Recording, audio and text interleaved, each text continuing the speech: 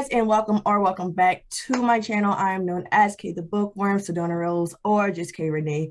And today is part two of It's the Voice for Me, my series that I'm doing. And I'm very excited to have this person on. I first heard him when Wesley and Emmanuel did their monthly audio, and he was one of the voices in one of my favorite books by Shay Sanders, which is Crave.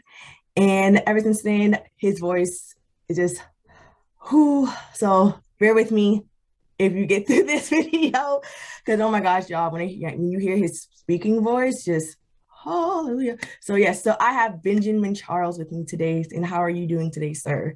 Oh, I'm doing so well. What an introduction. It's so good to be here with you. Thank you. I just want to say, like I said, when I heard you speak when you did, I think you did, I believe it was Jamal's voice, I think. I'm not really positive. I think Mm-hmm, it's Jamal's. mm-hmm, And mm-hmm. Jamal was my favorite character in that book.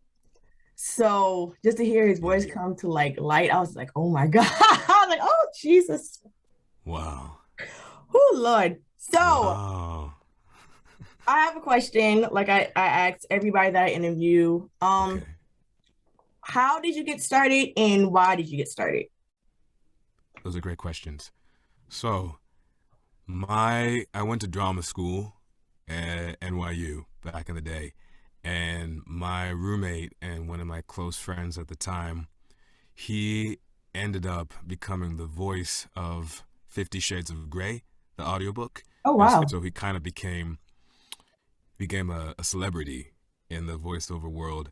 And he reached out to me and said, "Hey, I think that you could have a career doing this as well. So let's get you in on a multi character that I'm doing." And so I did that. Yeah, I did that in 2018. I think it was called Havoc. That's right. It was called Havoc. Um, and ever since then, the career kind of took off, or the work begets work, as they say.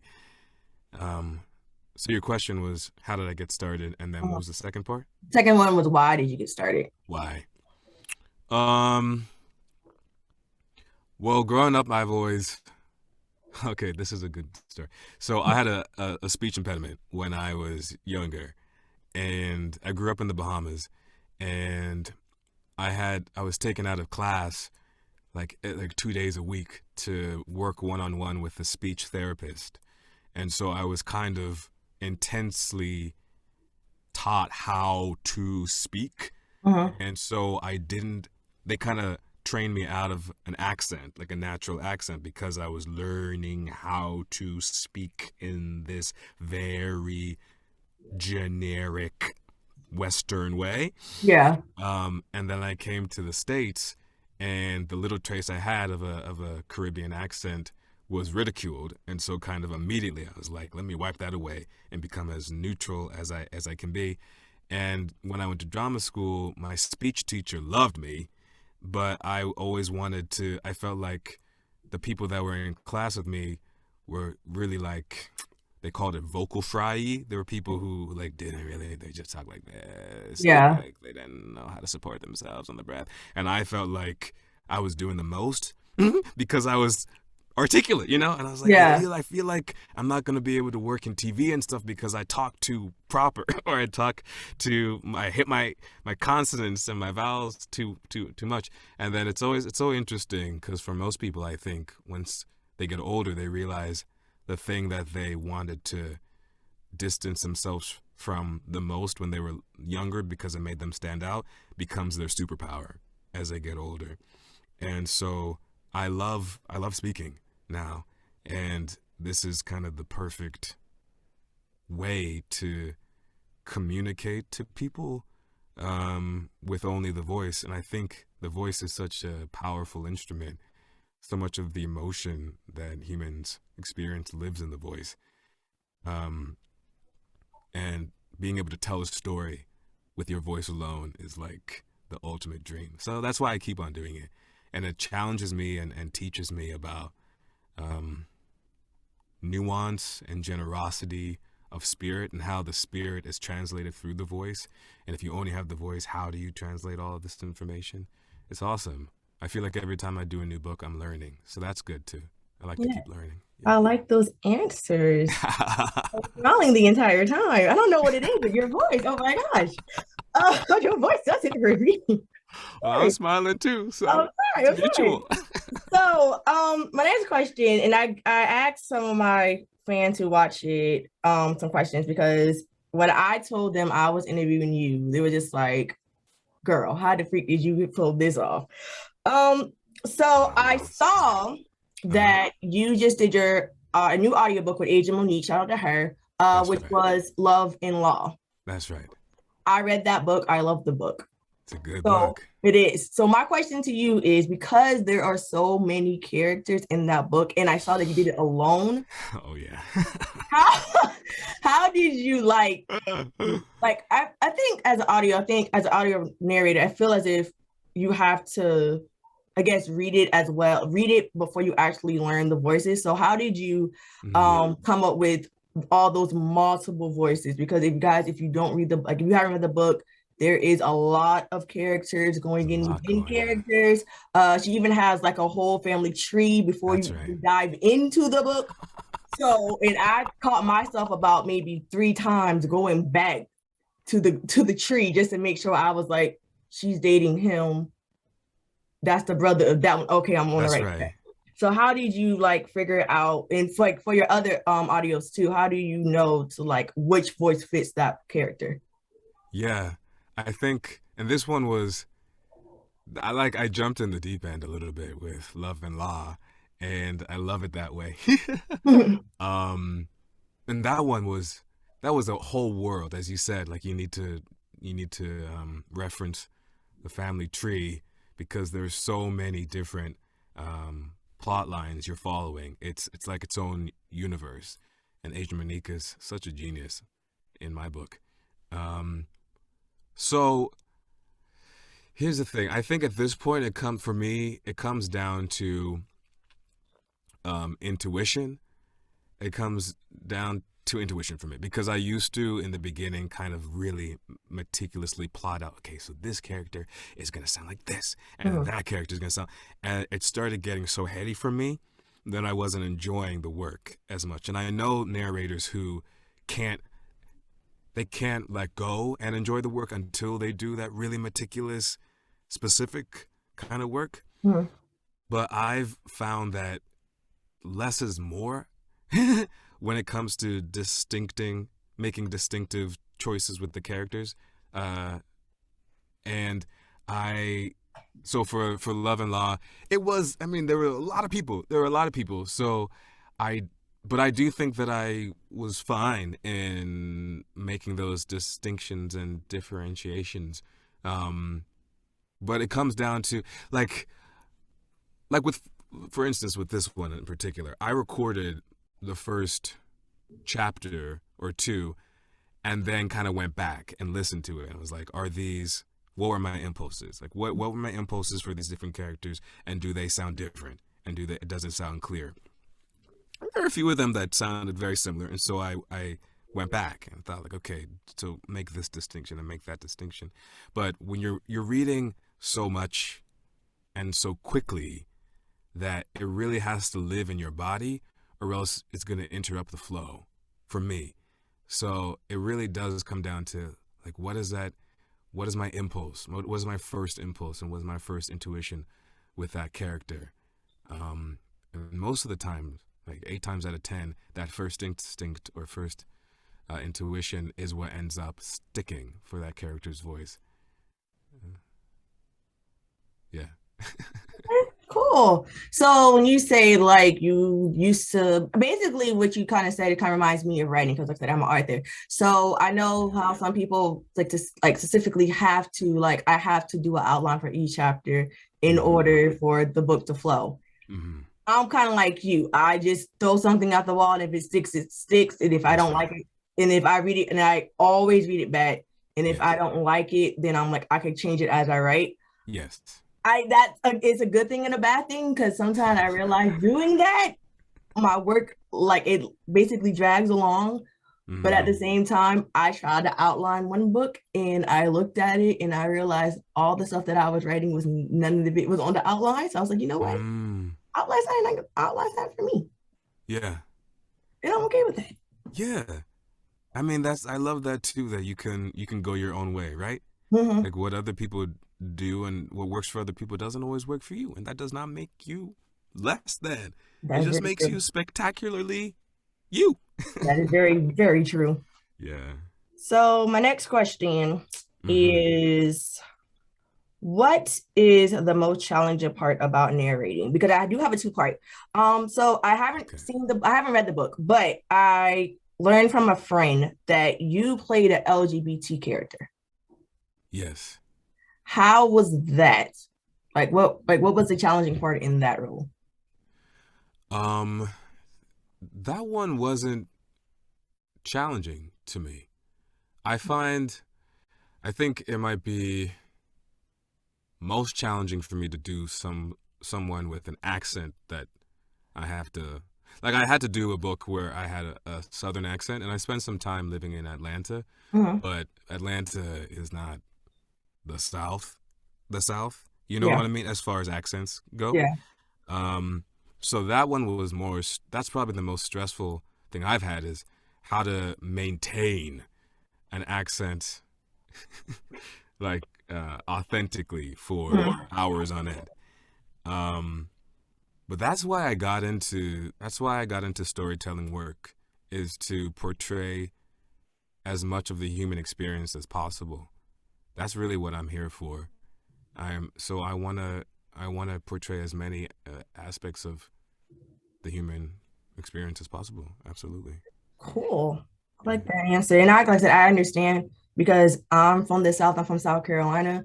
Okay. So, and I, even though I'm like technically, well, I'm from Somerville, but I'm like about maybe 20 minutes out of Charleston. And when I tell people, hey, I'm from South Carolina, or if I just say I'm from Charleston, because a lot of people don't know where Somerville is at, they're just like, you don't sound like you're from Charleston. Uh, And I'm like, what do people from Charleston sound like? that's right. That's right though. Like please tell And me what I'm supposed to sound like. exactly. And I was just like, but like Geechee and stuff like that. I said it could come out when I'm upset, but 9 times out of 10, I'm not upset. And Mhm. if I come out, it just comes out like that. So Mhm. it was a freak.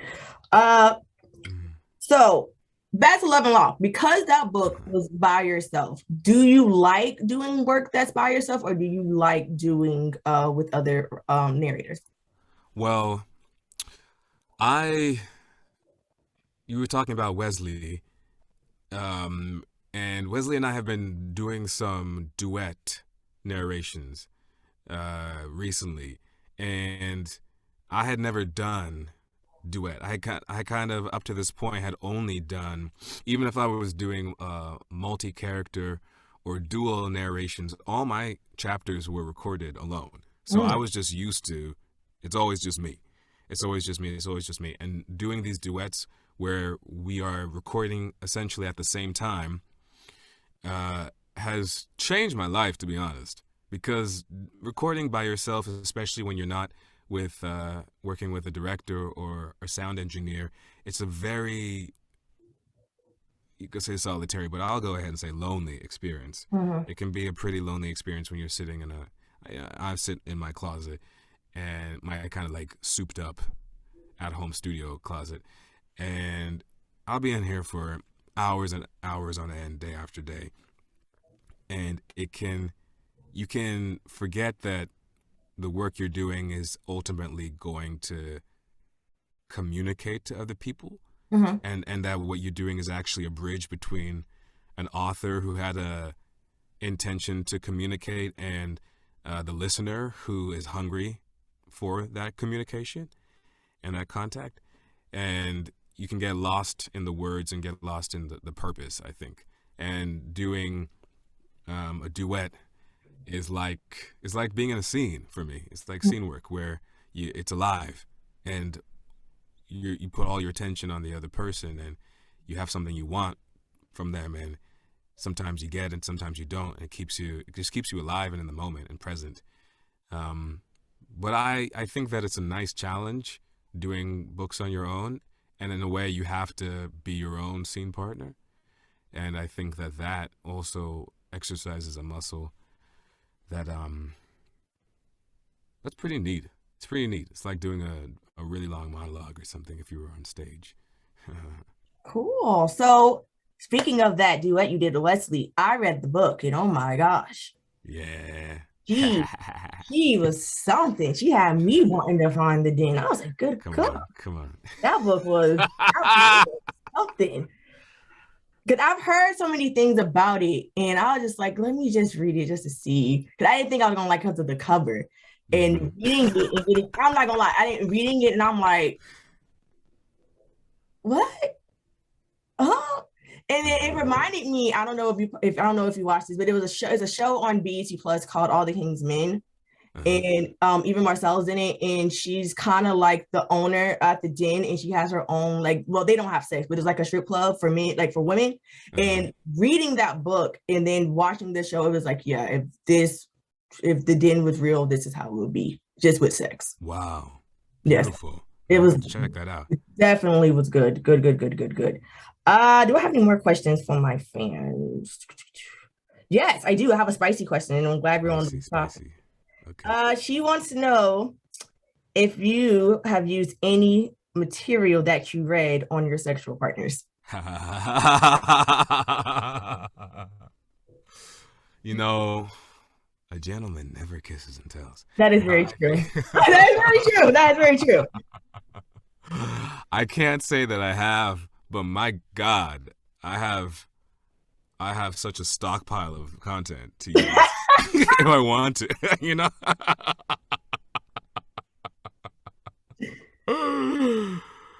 Mm-hmm. Oh Jesus. Mm-hmm.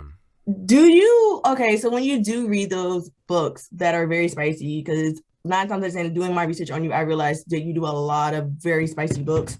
I haven't, from what I've seen, I haven't seen a book or read a book that you narrated that isn't spicy.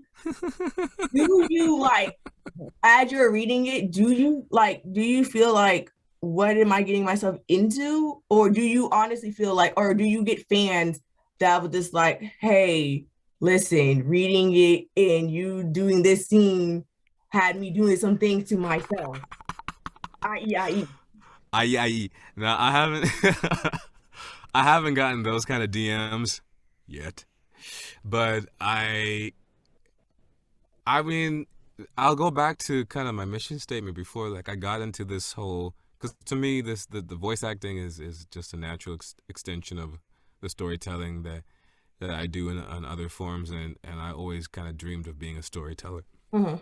And a part of I mean okay so uh, I've experienced like I moved. I said before I moved from the Bahamas to Georgia actually, and I experienced a lot of racism and kind of otherism, and I kind of came of age watching a lot of independent film and feeling like those filmmakers captured the experience of being marginal in a way, and ever since it kind of took away all of my bias. Like I feel like I work to not be biased against anything and to not be closed minded around anything. And I have work to do on that, as we all do. But like I think that I'm pretty far in that direction. So the spiciness of the work has never really put me. I mean, it hasn't put me off. I will say that my name, my Benjamin Charles, is a pseudonym, Mhm. and it's not my government name, you know? And Mhm. the reason it's not my government name is because of the spiciness, but that's only because I do have a career like as a TV and film actor. Okay, Um cool. and so and I kind of want to cuz people can not everyone is as open-minded and expansive as some of us are. Mhm. So if anything, the reason why I have Benjamin Charles is so that I can jump in with both feet to all of this material and not hold back and not have any kind of judgment towards it whatsoever. And I don't. And it's really lovely because I grew up pretty prudish. My parents anyway were pretty prudish, but the more books that I do, the less prudish I become. And I really lean into it, and I think it's fascinating to me. And like real talk, I'm trying to integrate some of the things that I'm exposed to in these books in my real life, and I'm like, that's something that I wouldn't have thought about doing, and now it's here in my world. Now I know about it, and I actually am curious. Mhm. Yeah, yeah, I think that is so dope that, I feel as if sometimes, as just people in general, that now that we're so close-minded on things and we're so like very, what's the word I'm looking for? Very I'll just say judgmental about a uh lot huh, of things. uh huh, A lot of things. Because I had this conversation with some of my friends last weekend, and I'm bisexual. So, coming out was super hard because I thought a lot of people weren't going to accept it. And mm-hmm, the fact that a lot of people are accepting it because it is kind of like, I wouldn't really say the norm, but it is the norm, uh huh, i.e., uh huh. is just to the point where now sometimes when I do tell people, they automatically think that, or when I tell like guys in general, they automatically think I'm going to get it. You're automatically going to get a threesome. No. Really, Yeah. No, you're not going to get one unless I want it. And that's right. no, you're not going to get one. And it was like, well, Yeah, you're bisexual. It's like, just because I'm bisexual doesn't mean that you're going to get a threesome. yeah, Like, you're judging me because of my sexuality, and I hate that. So, yeah, yeah, like, that basically turns me off. All right, like, nigga, no. yeah. No. Well, I hear too, like the parallel between these people who assume that you should sound a certain way if you come from a certain place, or Mm-hmm. they assume your sexual preferences. If you say you're bisexual, you're open, you have like a fluidity to you, they go straight to like spicy, kinky Yeah. threesomes. And I think that other than telling people to just read more books, you can just be patient with them and realize, like, for some people, I mean, it's not too dissimilar to those people you see who stare at you, right? And you're like, why are you Mm-hmm. staring at me? And they're like, well, I've never seen a black person in real life. And then you think your knee-jerk reaction is like, what the fuck? But then you think, Exactly.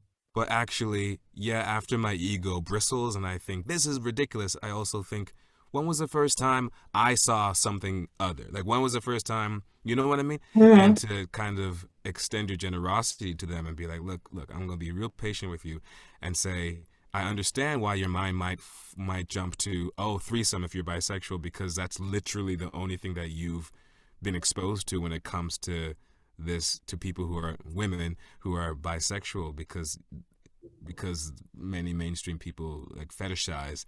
But I'm a real live human being in front of you right now, and if you're open to it, let's have a conversation and see that real life people contain a lot of multitudes and are not cutouts and are not just here for your fulfillment. And if you're up for that conversation, then it's great, because then you can go back to whoever you know, to your whoever you're with, to your Yeah. friends, to your family, to whatever, and be like, yo. One part of the discourse is that threesomes are maybe possible when you're with somebody who's open to being with both genders, but another one is that it's such a more nuanced and complicated thing than, oh, you're into girls and boys, so like we gotta all fuck at the same time. It's like, come now. You Exactly. can't be that. You can't be that simple. You can't be that dense. Come on. And the sad thing is, there's so many people in this world, even though it's 2021 now, that are still that way. Yeah, And you just like, I'm at the point now, I'm just like, that's your opinion. Okay, whatever. I'm still going to do me regardless of the that's situation. right. You're gonna do you. That's Regardless. that's the bottom I line. don't really care. So, another question on the book. I realized I'm on your Instagram. I totally forgot about this one because I love this book too. You did the first book of the Flower Sister series. I Oh, adore Lennox. Okay, I yes, adore that man. yes, So reading Lennox. him, did you see yourself? Oh, actually, duh, light bulb. Dude, as reading these characters, do you see yourself in any of these characters that you read? That's a great question. Yes, I do. Sometimes I see parts of myself. Sometimes I see parts of like my father or a cousin of mine or a friend of mine. And a lot of times I see parts of I see things that I'm working towards being. You know what I mean? Mhm. Like parts of myself that I'm working on as far as emotional integrity and availability and most of the characters that I play, this is also something that draws me to the book, spicy or not. Most of the characters that I play, including Lennox, they're people who actually have a journey from guarded and hurt Mhm. because of heartbreak to learning to love again. And that is a journey that I can identify with. So it does feel like sometimes like free therapy for me to to be able to voice these people who are really wrestling with some dark emotions, some real very human, very relatable, but still painful, like heartbreak and a reluctance to sometimes like I just want to get down, I want to fuck, but I don't want to make love kind of thing. Yeah. And most of the guys that I, almost all the guys that I've read are people who by the end of it, they're making love, they're opening their heart, they're believing in love, and that to me is pretty dope. I just want to say that I love Lennox and he's Bay. And the poem that he did for Magnolia was beautiful. Yeah. It, just, everything about him was just oh yeah. Mm, So when I I love listened to, Magnolia. I love her too. When I listened to the excerpt that was on your Instagram, I was just like, you just did that so flawlessly. You're so kind. Like Kind. you just did it so flawlessly. Do you get challenged? Like, do you feel sometimes when you like listen to your work, if you do listen to your work, that when you like actually listen this out to the world, there's you could be like, dang it, I should have did that, or I should have did that like that scene like differently. Um, yes, yes and no. Um, I've learned not to do that anymore. If that makes sense. Like I used to do that when I first started out, Mhm. even in like the on camera stuff. Like that one that is even a bit harder because no one really likes looking at themselves. So when you watch yourself back, you're like, ugh, that's my face, that's my voice, Yeah. and and I learned like that's not actually what it's about. So if you did your job, then you communicated it, and if people are having an experience, then you did your job. So I could always do better. I know that. Like I could always do better, and most of these books, a lot of books I've done, if I had it to do, it's like if I had it to do all over again, I probably would do them all over again. But I don't know that it would make that much difference to the person listening to it because I Mhm. think most of the time, I think that at this point, I do my work well enough to convey what the author is trying to say. Now and then, I think after that point, it just gets into like an ego thing. If you like, you want to be so like perfect, and I don't think perfection's possible anyway. Perfection's Yeah. like a neurosis in the mind. Like there is no perfect. There's just I did everything I could. I gave it all I could. I was as exacting and alive and specific and committed as I could be, and then you just kind of let it go. You just gotta you have to let it go. But yeah, I mean, I have to listen to myself for the things that the little snippets that I put up on Instagram. Mhm. And sometimes, usually how it goes is like I'll listen to it and then my face will be all scrunched up for half of it, and then my face will kind of relax for half of it, and then the part where my face is relaxed is what I end up posting on Instagram. Gotcha. Makes sense. Makes perfect sense. Totally understandable. Because I self-doubt is a very terrible drug that I think everybody Yeah, has. Because yeah, I have it horribly that I'm still trying to battle my like my inner thoughts with. So I totally get it. I we got to understand. be gentle, kind to ourselves, kinder to ourselves than to anyone else, and be It's really easier kind to said everyone than else. done, though. It is so easier said than done. It's a practice. It is a practice. I totally agree. So, out of all the books that you've done, Uh-huh. I'm starting till now. Uh-huh. Give me your top five. Okay. I was like, she's gonna ask me for my favorite. I'd be like, I can't do that. Top I five. can't do that. I can't even like I can't. Um Magnolia. Okay, Magnolia, Love and Law. I'd say Havoc because it was my first book. Okay. Um I really like Stiff, which I don't even know, is Stiff out yet? Was Sip it this? out. Yeah, yeah, okay, great. Yeah, I like Stiff, and really this is gonna sound a little bit like a cop out, but like my favorite book is the book that I'm working on. Okay. You know what I I'll mean? take it. I'll take it. I'll Yeah. take it because it means it's coming. So That's, I'll, well, no, I mean like whenever I'm working on a book. It's oh, like okay, okay. whenever I my got you. I got you. I current got book you. that, yeah, yeah. Okay. I'll take that. I'll take that. You put Magnolia in top, so we're good. Yeah, I'll yeah, take yeah. And I can even like to do. I'll give you some like authors that are kind of like I'll go back to. I'll do whenever they ask me to do something. hmm. I'm absolutely gonna do it. Like Deborah Anastasia, I'm gonna do anything she asks me to do. Okay. Stephanie Nicole Norris, I'm gonna do anything she asks me to do. Asia Monique, I'm gonna do anything she asks me to do. Okay. Um, who am I missing? I've been doing a few Riley Harts, and those are pretty hot. Okay. And I'm also, open to new loves as far as authors go. So I'm open and available to new collaborations. And what I love too is if I like the flow of a author's writing, and I Hmm. feel like I get it, and I feel like they like how I get it, Hmm. then I just like to keep on working on their stuff. Do you know what I mean? Yeah, It's I like totally get it. Yeah. yeah, yeah, yeah. You're like a fan who loves Arthur's work so much that you buy the whole collection. Yeah, that's right. That's right. I understand. I have two bookshelves behind me right now that has a lot of connections. I'm glad you brought up like working with new authors because I think this is just as a fan and because of your voice, I think that you would be perfect if she ever does an audiobook for this book. Christina C. Jones. Mm, There's a book called Prior Affair. mm. Ellis and Haley. I think you would be perfect for that book. Ellis is Oh, really he's a really I see what I want type person, yeah. but also he's low key kind of like a little bite-sized melt in your mouth type player.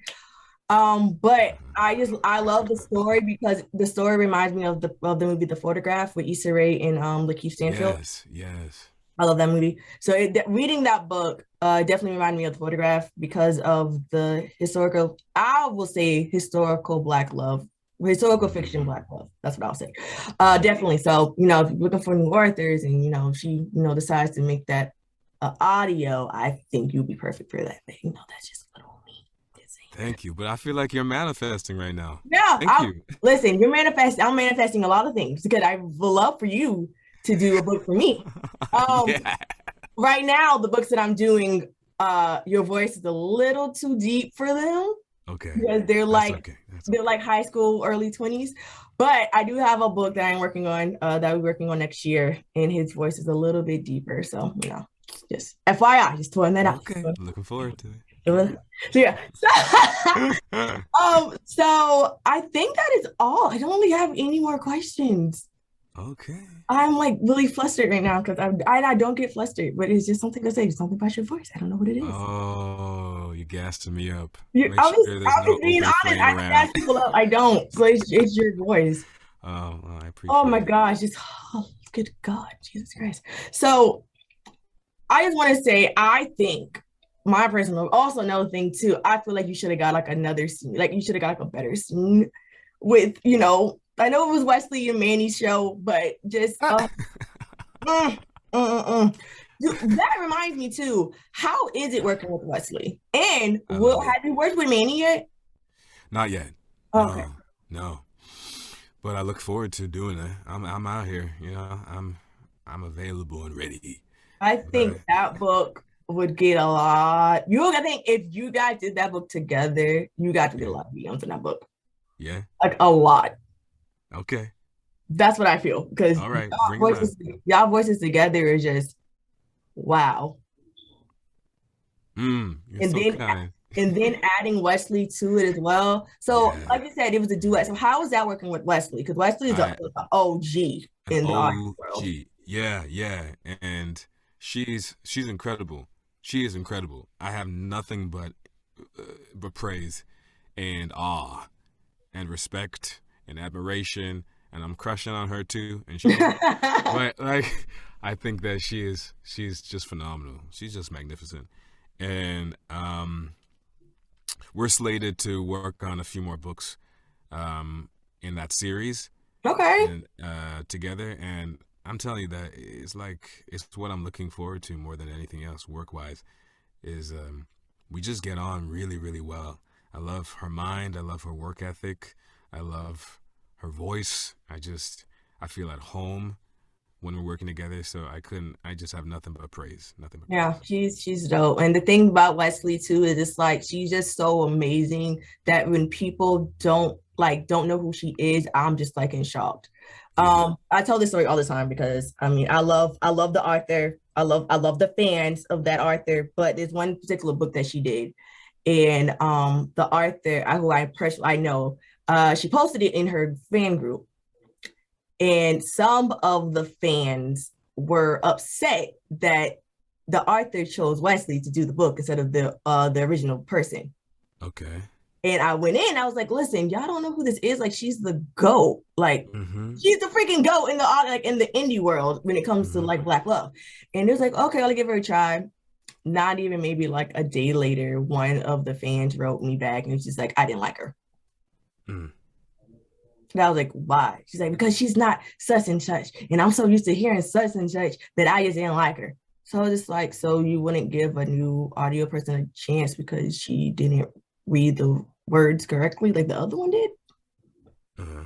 I'm like, what if she couldn't do it? What if she was booked? What if she didn't want to do it? So I was like, I feel Uh-huh. like sometimes when I guess because authors do it too, because I do it too, because I'm a reader as well. I'm a reader before I'm an author. I always say that. I think because we're so used to having one particular person do a book, especially if that person's been doing the book since the beginning, Uh-huh. that the readers are so stubborn to give new Uh-huh. people a chance that they'll Mm-hmm. automatically say, I don't like it. Mm-hmm.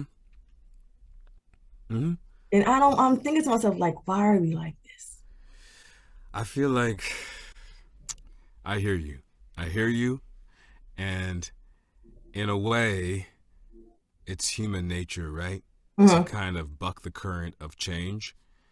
Um, but some things you don't know what you don't know, right? That's true. And so even if you have a favorite author or you have a favorite whatever, because it's what you know, and it's like when you became attached, when your heart got invested, right, in the story, um, like reboots of things, right? When people reboot a series and people are like, I don't want this. It was better the other way. Mm-hmm. And you think the people who are watching it for the first time might have the complete opposite experience, where they watch the reboot and then they become emotionally invested in that, and then they watch the original and they're like, I don't like the original as much because their Yeah. first exposure was to whatever, right? And Mm-hmm. Mm-hmm. so it's exactly what you were saying before too, like when you get invested in the original voice of the author's words in your mind, and then somebody else comes in, even if they're excellent, you're kind of like, I just want what I'm used to. I just want what I expect. And this person is doing their thing and they're excellent, but like I don't want it because it's not what I want, what I had before. And that's, if we're going to make a kind of a macro statement, I think that it goes back to a lot of the things we've been talking to in this conversation about kind of closed-mindedness and people's how as a human race, it sometimes takes us a little bit of judging to expand. How we can be locked in our ways of thinking that people should sound a certain way, that thinking that people's sexuality looks a certain way, thinking that things are supposed to be the way they were the first time we encountered them, versus looking at everything as constantly in flux, rather than looking at everything as an opportunity to experience something new and wonderful, rather than Mm-hmm. um, so that's what I would say about that. Because I feel like sometimes too, you can't even try to change somebody's mind, because then they'll get really defensive and the claws will come out. You can just hope that they let go, because holding on to things like that in life, it's not an easy ride when you're holding on so tight to things like that throughout your life. It, you know. No, I totally, totally, totally agree. Because when she said that to me, I said, okay, Exactly, that's exactly. Like that's your opinion. Not that's mine. right. Whatever. That's right. That's right. Whatever. But Benjamin Charles, thank you so much for joining me today. Thank you, Kay. I appreciate it. Appreciate you. Um, oh, we got me blushing on TV. Oh God. So do you want to tell the people what do you have planned for the rest of the year, or are you working on anything, getting anything in contact, or are you taking this rest of the year off and you're just doing stuff for next year? Um, What you no, could talk I'm about, I working. should say. What you could talk about. That's what I Sure, said. sure, sure. No, I'm working on some things. I'm working on some things right now, and I'm working on some things for next year. I have some more Asia Monique titles that I think are going to be coming out next year, Okay. and I have more Stephanie Nicole Norris titles that are going to be. One is coming out maybe next month, and then the rest are probably going to be coming out next year. And then some other things that I'm gonna leave to be surprises. I'm here for it. I'm here for it. Leave to be surprises. Yeah, So if somebody wants to follow you or your social media handles.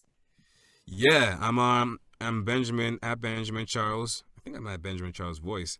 On Instagram, and that's usually, and then Facebook. I don't even know. That's how kind of a luddite I am. So I'm working on it. I'm working on being. Basically, guys, if you want to follow him on Instagram. I That's right. follow him. He follows me. Shout out, That's shout out, right. shout That's right. That's right. out. He leaves a lot of his books that he currently like he worked on there. So if you want to hear a sample of his work and his voice in his work, for as character wise, definitely listen. Um, amazing actor, I say, because I don't even call you a narrator, I call you an actor because that's what you are. Appreciate um you. I know you probably hear this all the time, but for me, for somebody who never really liked audiobooks, listening to you definitely changed their perspective. I realized that now that I am really busy because I'm writing my own books, Mm, that I really don't have a lot of time to read. So, just listening to audio really helps me kind of focus in my mood. So for that, I say thank you. mm. Wow. Wow. That's high praise. That's high Um, praise. So thank you. yeah, I'm just being completely honest. Being honest with that. But yeah, so I just want to say thank you for that because knowing how you work and the fact that you bring these characters to life, and I know that's not an easy job to do, it's just like, yeah, I'm going to definitely get a book in audio because no, because the reason why I'm doing this, the reason why I'm totally doing this entire series is because I have an uncle that just passed away. And he Mm, was blind and he mm, couldn't why am I crying right now? Because he couldn't read. So wow. and he knew about me being the writer and he wanted me to do audio, but like I said, I don't really have the funds for it, so I really couldn't do it. And then Mm, he passed away before I got done with my second book. And I told myself, in remembrance of him, I was going to do this audio narrator to get myself connected with you guys. Also understanding why are you, what's your purpose and why are you doing this? And so one day, one of my books or a few of my books could be an audio. that's right. So yes. That's right. Yeah. Thank you for So sharing that. That's no so problem. No beautiful. problem at all. Thank you. But guys, that is all for this episode. It's the Voice of Me Volume 2. As of right now, it is on a Friday. You guys will see this and listen to this if you're listening to my podcast, which is With Honesty with Kay Renee on the 6th. So that is 2 weeks from tomorrow. I have three more interviews that I'm doing with some of the OGs. Because I'm touching a good mood right now, I'm just gonna tell you. Tomorrow, which is Saturday, I'm interviewing Winston James. The Yeah. 6th, I'm finally interviewing Manny. Yeah. And to wrap up It's the Voice for Me, I am doing an IG live with Miss Wesley. Yes. So Wow. All stars. yes, all the All Stars. I hit all you guys up individually right after y'all did y'all crave scene. Like back to back to back. So the fact that you guys said yes to me is just like, whoa. Because I was not Yeah, he expecting it. deserves that. I honestly thought it was like y'all was gonna read it and be like, thanks, but I'm kind of busy, blah, blah, blah, blah. So the fact that all four of you guys said yes is just like, whoa. Oh yeah, you're worth it. So I'm like, That's right. do me. So yeah, so you guys will see this on the 6th at 12 o'clock if you're one watching on the YouTube channel. And it'll also be on 12 o'clock on my in audio format on my podcast, which is once again Brute Honesty with Kay Renee. Yes, because I haven't been here in a minute. Book 4 is done, guys. Book 4 is done. I finished book 4 last night. That was the longest book I've written so far. So I'm super excited to share Taylor and Bakari with you guys soon. I'm currently working on 3 more books and then I'll be completely done for the year. The one which is my novelette, it's almost at 30 reviews. We are at 29 reviews right now. So if you guys have not read it, please do. It is on Amazon paperback as well as Kindle Unlimited. So definitely review, read, write a review, comment, all that jazz. Follow me on all my social media, which is Kaythebookworm __ on Instagram, Kay Renee on Twitter, and Sedona Rose Writes on Instagram and IG. And yeah, until next time, guys, read what you love, write what you want to read, have faith, have confidence, love you, and always be you. Bye.